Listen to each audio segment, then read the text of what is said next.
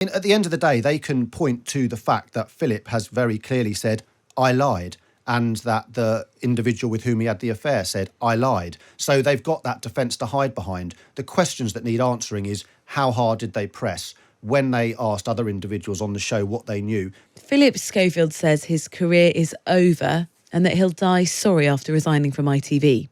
The former This Morning presenter has spoken to The Sun in his first interview since quitting the show, where he denied grooming a younger colleague. I did not. I did not. I mean, there are accusations of all sorts of things. I know, I absolutely know. There is no question I did a bad thing. Unprofessional. First time. I know I did that. Yeah. He also addressed the state of his relationship with his former co-presenter, Holly Willoughby. Last time we had a conversation was when I texted Holly and said, don't reply. This is after the statement last week. Don't reply. You're probably not allowed to. But I am deeply, deeply sorry that I lied to you. And I am. It was the one secret in our sanctuary that was never mentioned. My biggest regret is getting into a relationship at work. To whom do you owe your biggest apology? Everybody. Everybody. To every single person, I am deeply sorry. We can speak now to the Times media correspondent who's in the studio, Alex Farber. Alex, morning. Hello there. Obviously, we can hear that clip, but we can't see it, and he does look pretty broken and desperate in it. Yeah, he's clearly been under an immense amount of strain. I mean, Philip was vaping throughout the interview. His hands were shaking. He looked quite drawn. I think, it's been a bit of a roller coaster week for him. I mean, this all really only kicked off in earnest a week ago.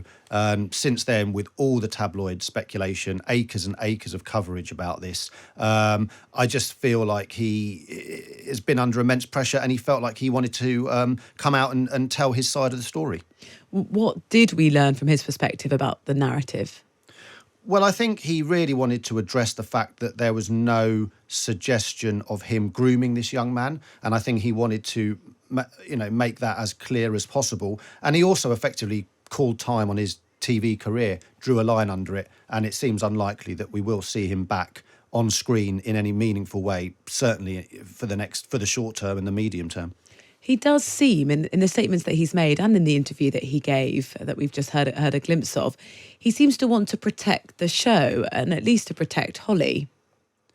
Yeah, and also ITV. I think this has very much been a case of him putting himself out there and saying, look, I stepped out of line here. I was the one at fault. I lied. I covered up.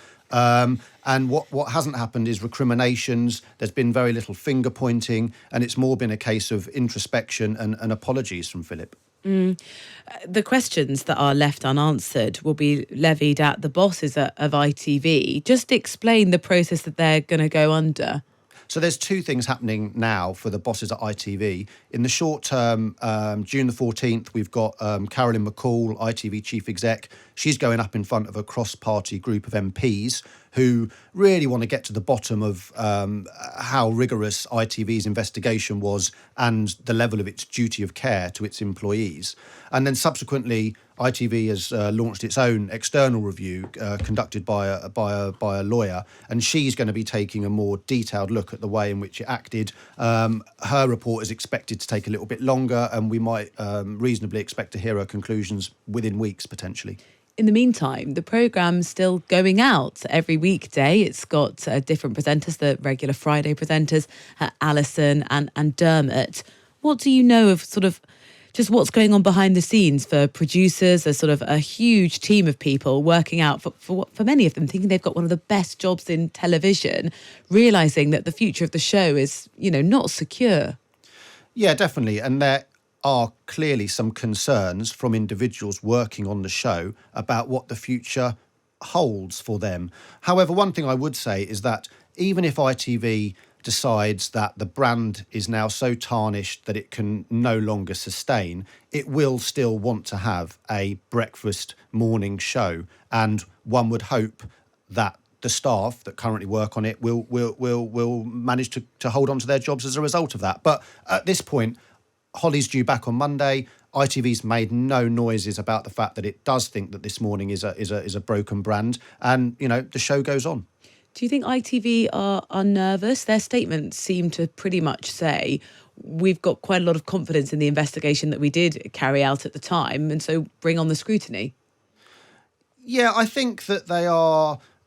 I mean, at the end of the day, they can point to the fact that Philip has very clearly said, "I lied," and that the individual with whom he had the affair said, "I lied." So they've got that defence to hide behind. The questions that need answering is, how hard did they press? When they asked other individuals on the show what they knew, did they offer them anonymity? Were they protected? Did they feel confident to be able to come forwards? So whilst ITV has got a get out, it remains to be seen whether the KC's investigation uncovers the fact that it could have done more.